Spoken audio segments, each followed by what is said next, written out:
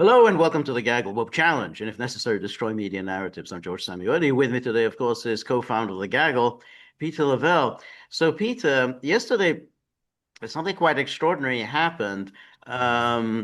Israel hit some Hamas leaders in Qatar. Now, what was extraordinary wasn't that Israel targeted Hamas leaders, because Israel does that on a regular basis. What was extraordinary was that this was the first time ever that Israel had attacked Qatar. And why that is extraordinary is that it's an ally of the United States. The United States has a major air base in Qatar. And Donald Trump, when he made his big Middle East trip a few months ago, made a point of visiting Qatar. He went to Saudi Arabia, United Arab Emirates, and Qatar. So to target Qatar, And which he got a big airplane out of it he got a too. big airplane out of it, and so to target Qatar when uh, Qatar has been acting as a mediator was quite extraordinary. And the Trump administration has done its usual thing of saying, well, we never really signed off on it. And here's Trump when he was talking to reporters. This is what he said about this attack. Um, I'm not thrilled. I'm not thrilled about it. I don't have to do that. I'm not thrilled about the whole situation. It's not a good situation. But I will say this: we want the hostages back, but we are not thrilled about the way that went down today.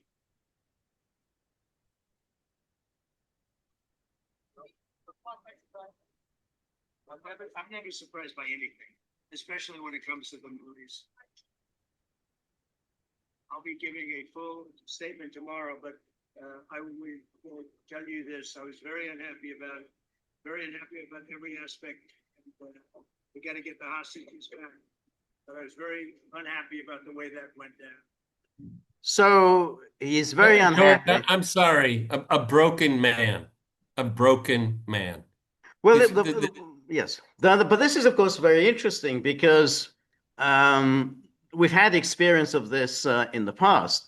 We had the negotiations that were taking place because what went down, as far as one can make out, was that the Hamas was in Doha. The Hamas leaders were in Doha discussing Trump's own plan, Trump's own peace plan. They were there discussing that. And Israel launched this attack on the leaders of the people discussing and Trump's own plan. okay, everybody, and why is Hamas in Qatar? Why there? Because the United States asked the Qataris to create, I'm going to use my word, a mission for Right, them. Okay, it was at the initiative of the United States right. requesting Qatar play that function. I'm That's right. sorry, it's important. It's very important.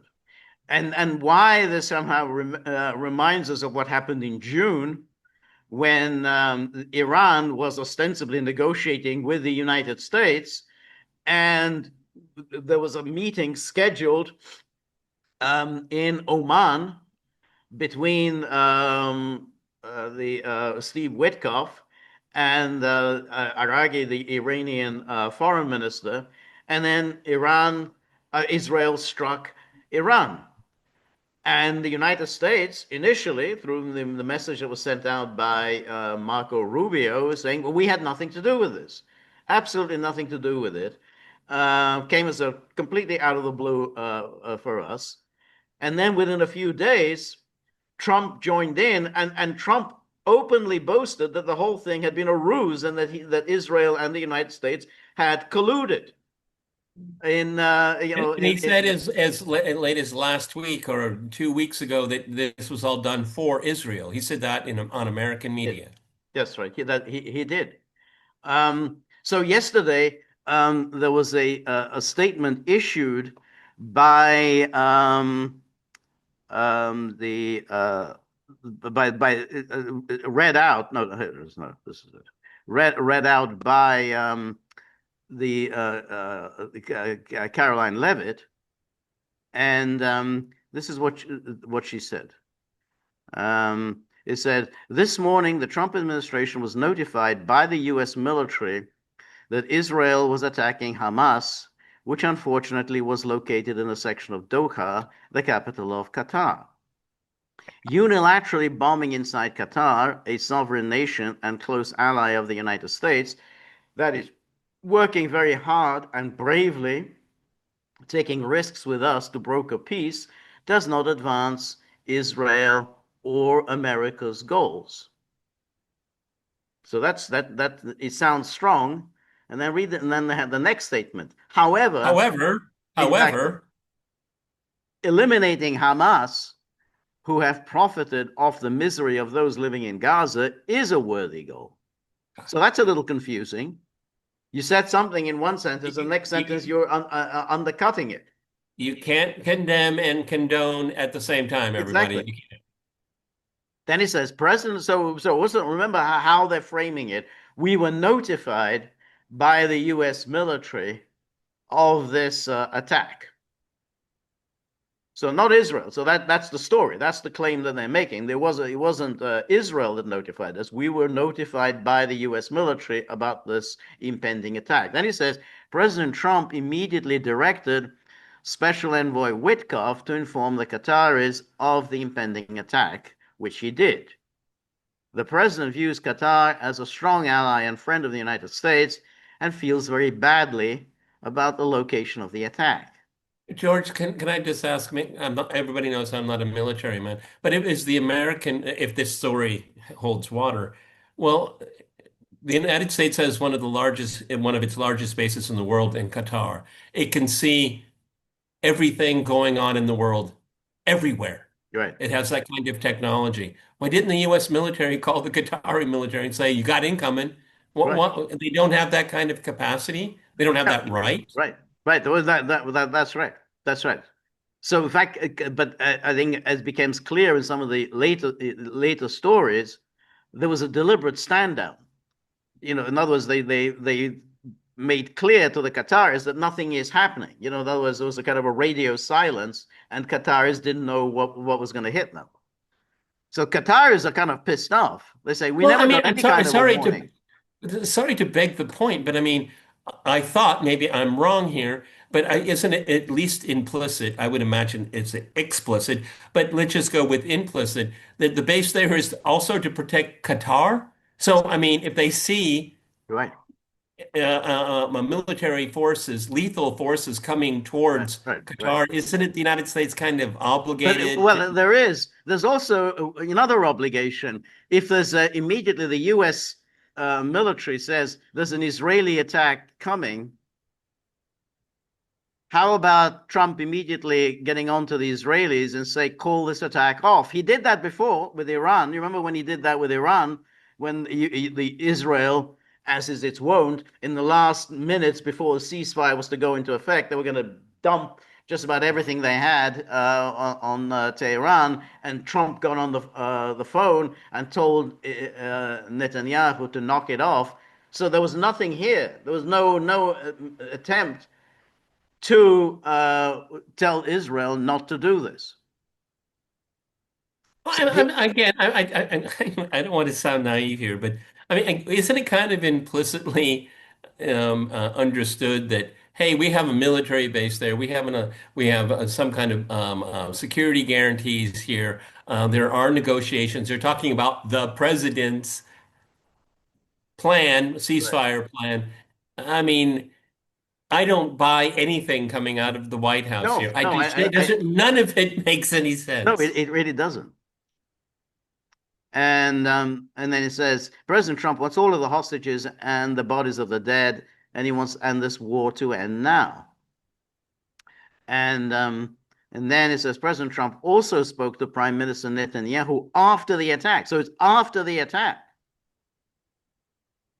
So not before the attack. See, if he was given a warning, he made no attempt to stop this attack. So he said after the attack, he told President Trump that he wants to make peace and quickly. So that's Netanyahu. Netanyahu said he wants to make peace and quickly. So let's put that down as that's the ludicrous statements of the day.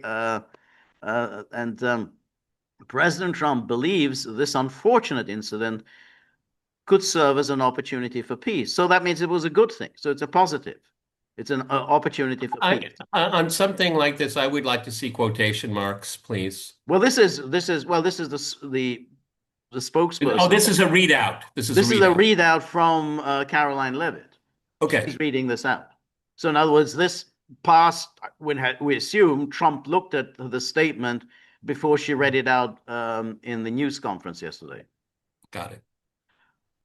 The president also spoke to the Emir and Prime Minister of Qatar and thanked them for their friendship to our country. He assured them that such a thing will not happen again on their soil, which of course is very interesting because if you say that, that means you're in a position to stop this. So if you're in a position to stop it, why didn't you stop it?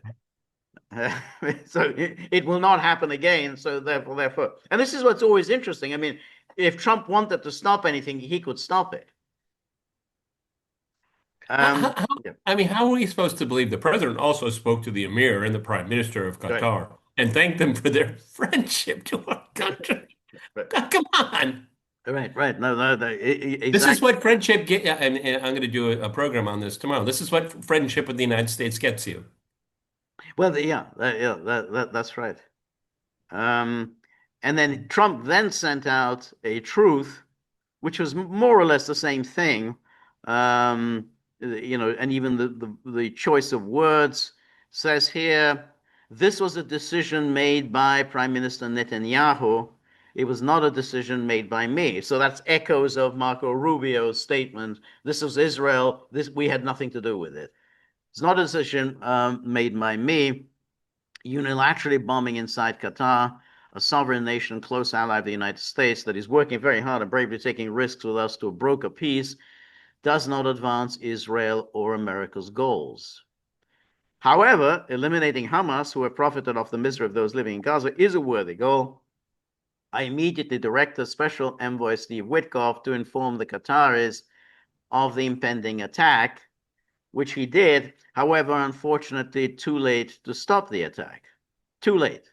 So well, was there any that we're being asked to believe that he attempted to stop the attack? That's not clear. No,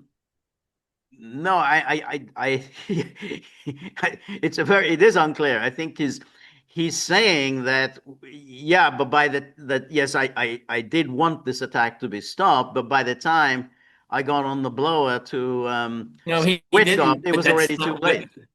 It's not, but that's not said there, and we're being asked to assume but that. He says, I immediately directed Special Envoy Steve Witkoff to inform the Qataris of the impending. Yeah, but I didn't inform Steve Witkoff to tell the Israelis not to attack.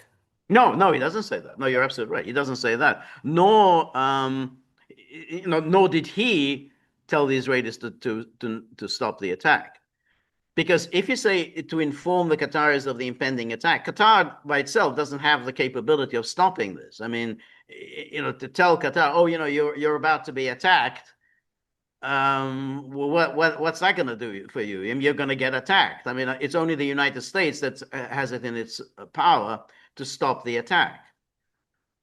So it says, which he did, however, unfortunately, too late to stop the attack. But why? But then you say, well, why didn't you stop the attack? Since you obviously, I mean, the implication here is that he thinks this attack is undesirable. This is a bad thing. This attack is not good.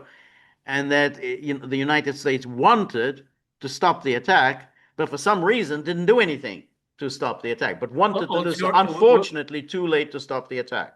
Would the tone be different if the entire political leadership of Hamas in Qatar had been destroyed? Do you think we would have gotten the same message?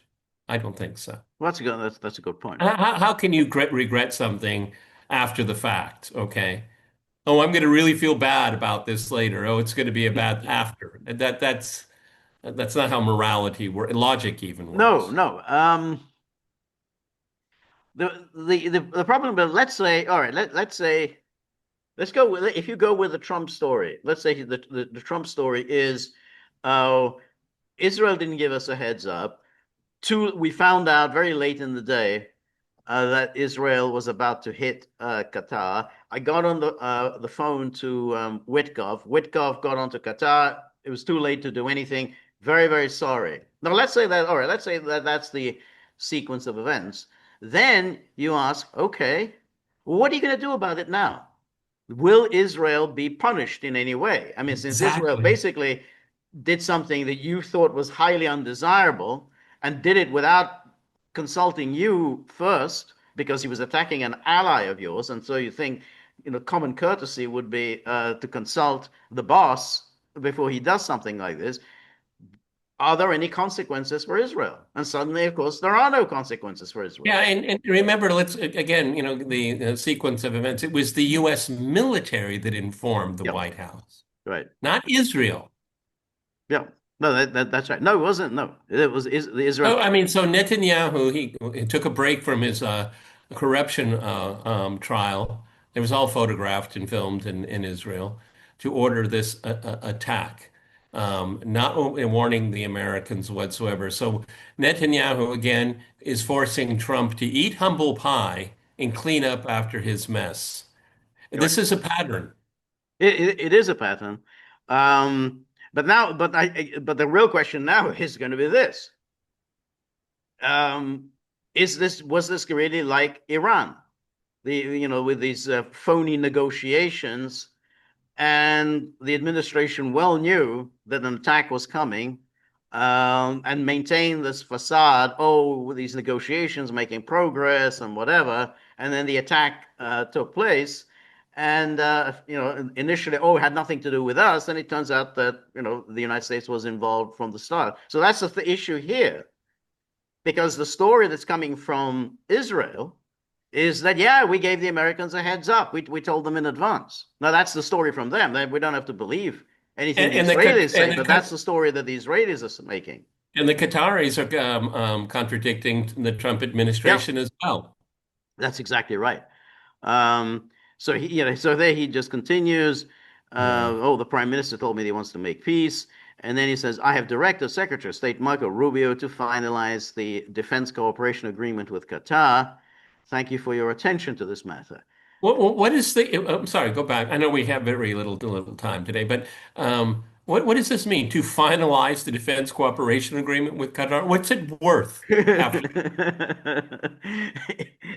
What's it Exactly. worth? It's exactly. Because who except Israel is likely to attack Qatar? I mean, who's threatening Qatar? I mean, it had a problem with Saudi Arabia a while ago, but that's been sorted out. So what is this defense cooperation agreement? Um, and then here we have Netanyahu and Israeli Defense Minister Katz, very proud of themselves, boasting. And then again, and then this is Israel is giving the Americans plausible deniability. Israel initiated it, Israel conducted it, and Israel takes full responsibility.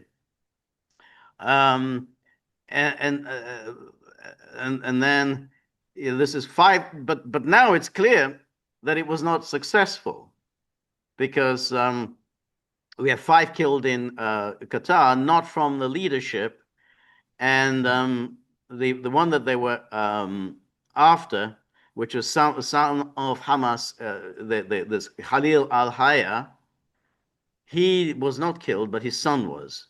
And then you had various figures, associates, probably bodyguards. So basically, you got, essentially, fairly lowly people who And were and killed. if I'm not mistaken, a Qatari civilian. Exactly. There was also a Qatari, yeah.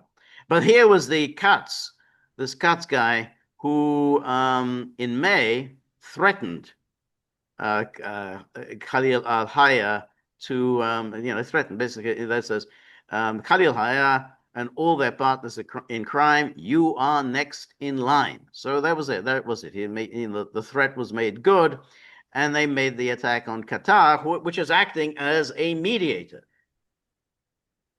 And this is an embarrassment. And this is just confirms what you were saying. Why are they in Qatar? This was an agreement signed in 2012, opened in Qatar in 2012, in coordination with the United States government, following a U.S. request to open a communications channel. And then this is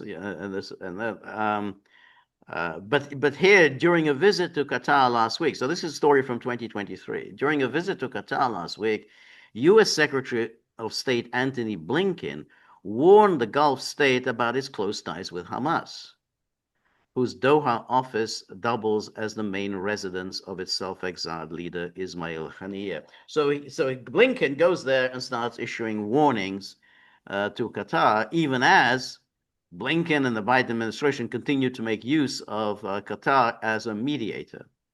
And profusely thanking them every single time. That's right. There can be no more business as usual with Hamas, the top U.S. diplomat said. So that Blinken said that. And then this is CNN just confirms that they didn't get the guy they wanted. And but here's a story from Times of Israel. Trump set to give Israel green light for strike on Hamas leadership in Qatar. And this is the story. A senior Israel official tells Channel 12. And Middle East Eye says the same. Trump blessed Israeli strikes in Qatar. U.S. President Donald Trump blessed Israel's attack on Doha, Qatar, which targeted senior Hamas officials, as those of Middle East Eye. And then Jerusalem Post also says the same thing. U.S. greenlit Qatar op, where Hamas leadership was targeted, Israeli officials tell Post. So we don't have to believe this, but that's the story that the Israeli media are claiming, which is very similar again to what happened in the case of Iran. We had the initial statement from Marco Rubio and from Trump himself, initial statement. Yeah, but George, let's say, for example, immediately after the Anchorage summit, and the Russians had a readout, which was completely at odds to what the Americans understand. The Americans would have said, no, no, no, no, we didn't say that. You never get this case. The White House is not pushing back on Israeli media at all. I mean, at least not yet, and I doubt they will. You see, my point is that any other country that said, well, no, the president of the United States didn't say that, okay, at the summit, for example. But you don't get that. You don't get that in this case. No, you get it. You can say it with impunity, whatever you want. I agree, and I think that does raise the question: is that because the mission failed? Yes. In other words, is that would Trump have spoken differently if it had succeeded? Hey, we wiped out the Hamas's leadership, and yeah, we were in on this, we planned this, and this is a big victory for us, and it's about peace. But basically, they failed, and so Trump now does wants to distance himself from this. It's interesting. I think we've touched upon this before. Trump believes that the Israelis have some kind of mystique when it comes to these. I think he's been deluded by that. Oh, the Israelis can do it. We can't do it, but they can do it. Yeah. Well, it doesn't work out every single time. They can kill a lot of people and destroy property. That's for sure. Exactly. That's right. That's the very good at. And then so this is and then you get the usual stories in Axios. Oh, Trump advisors were infuriated, but of course, such stories are the same as the stories during the Biden years, that Biden was absolutely beside himself with rage. He was livid, absolutely livid. Apparently. Yes, exactly. But he never went on the record to say he was livid. It's the same exact playbook. Okay. Right. My gut feeling is, observing this president, this political figure for a decade, somebody said, hey, they think they found this Hamas leadership in Qatar. Trump doesn't know anything about the arrangement of having a mission there and Right. all that. And the Israelis think they can take him out in the next 2 hours. What do you think? Yeah, go ahead, do it. Yeah. Yeah. And yeah, I think so. I think he has this kind of adulatory attitude towards Israel. And so the news stunned the White House and infuriated some of Trump's top advisors because it came as the U.S. was waiting for Hamas to respond to President Trump's new proposal for peace in Gaza. In fact, the Hamas officials were meeting to discuss that proposal. Now, of course, that's very, very interesting because, this doesn't happen just like that. Israel knew very well that there's some negotiations taking place. Trump had been talking about this new plan of his, and they were meeting to discuss this plan, and that's when Israel struck. Just like Israel struck just on the eve of a big meeting between Witkoff and the Iranians. The Israel always strikes whenever there's any possibility of any kind of a deal. Exactly. That always does it. So they were meeting to discuss Trump's own proposal. And I don't want to sound too facetious here, but the Israelis can say, see, the Hamas didn't come to the table because the table's gone. Okay? I mean, that's Yes. the way they think. That's right. That's right. Exactly. And then here we have the New York Times, which does point out, well, the White House gave contradictory information about whether the United States knew in advance of the Israeli strike. Caroline Levitt, the White House press secretary, said the U.S. military had notified the Trump administration as Israel was attacking Hamas. But she also appeared to indicate that the United States knew ahead of time, saying that Mr. Trump had directed his envoy, Steve Witkoff, to inform the Qataris of the impending attack. Though, according to Trump, it was already too late to make a difference. But Well, I mean, that never made any. Yeah, go on. Again, maybe I'm getting too fastidious about language here because impending attack means the attack is going to happen. Right. But is it more appropriate to say, or this is something they're trying to get a sleight of hand of the ongoing attack? Well, that's right. The attack in process, okay, in train, because impending. I mean, being very literal, Georgia is going to be an impending storm over Budapest. Right. Well, that's the point that there was nothing Witkoff could do. I mean, if Witkoff gets on the phone and tells Qatar, "Oh, there's an impending attack. It's going to take place in 90 seconds."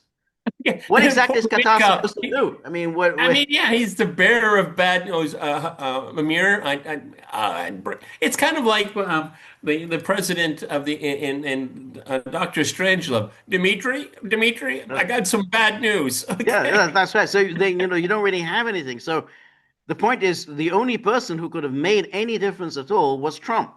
And according to the story, Joint Chiefs of Staff, they informed the White House of this impending attack, and then Trump gets onto Witkoff. Witkoff gets onto the Qataris, but why wasn't the most obvious event taking place? Trump getting on the phone to Netanyahu and said, "Call it off. You're attacking an ally of ours, and we don't like it." That didn't happen. There's nothing Witkoff can do. There's nothing the Qataris could do about this at this stage. Well, again, maybe this is kind of nitpicking, but Israel attacked a country, a very small country, tiny, and Doha is not a large city in which a lot of Americans live. Yeah, that's right. Okay, I mean, it was this compound was surrounded by schools, embassies, sports facilities. I mean, this was a heavily residential, upscale neighborhood. That's right, exactly. And then he says, later, when asked to clarify her statement, she said that the Trump administration had been notified by the United States military that Israel was attacking Hamas. The president directed the special envoy Witkoff, that's blah, blah, blah.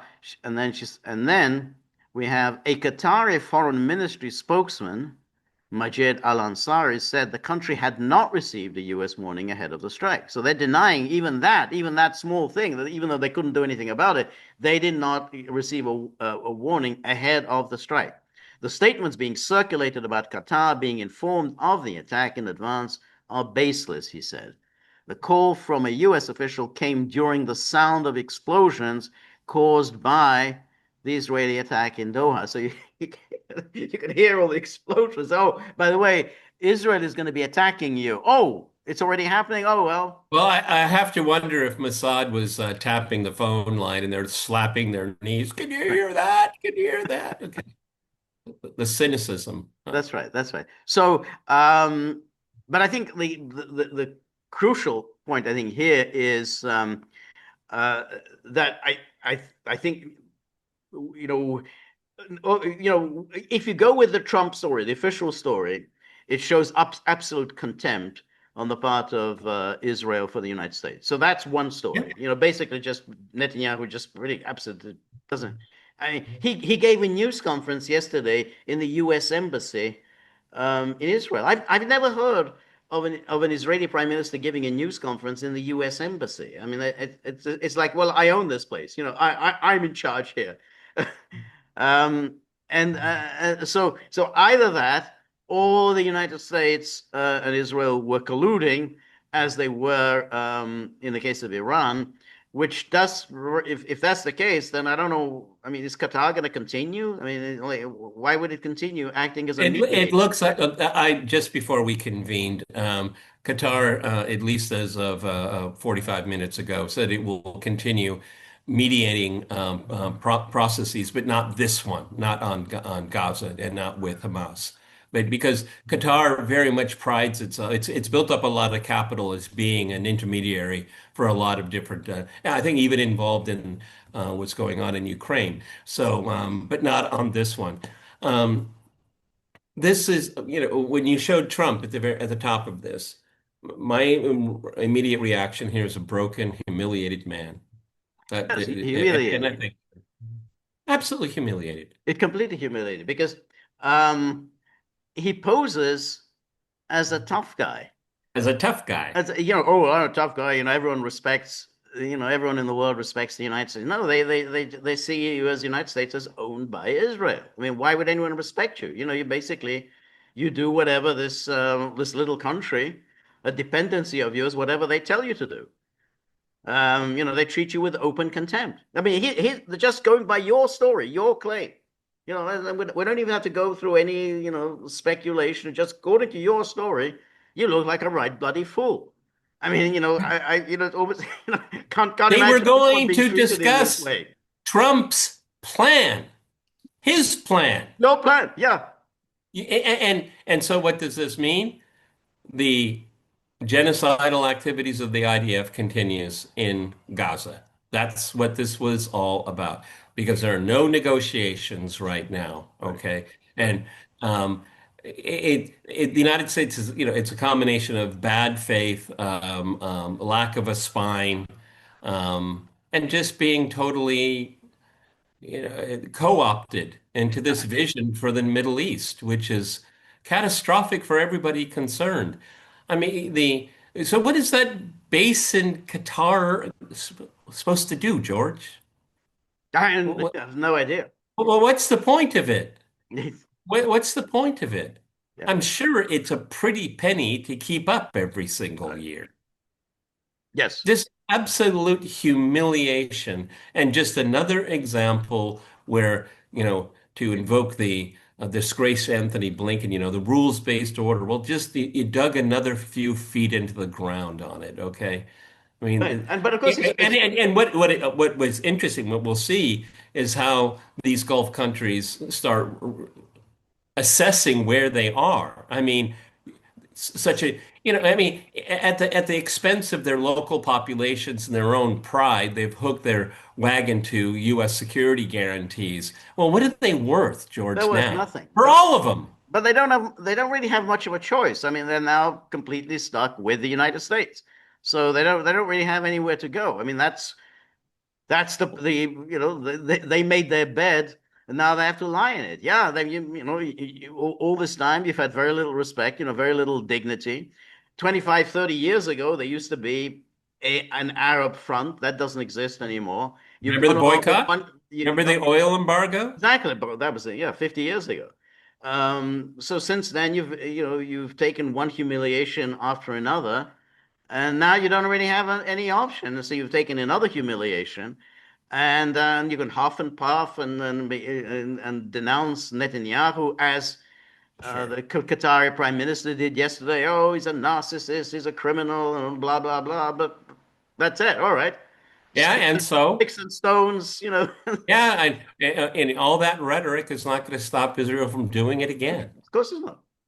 And look at Qatar. Nice new shiny place. I mean, apparently a nice place to live. What have you gotten for it? And you're just dangling in the wind Yeah, at the whims of right. others. I Right. mean, Qatar is essentially a defenseless country, Yes, of course it everyone. is. Of course it is.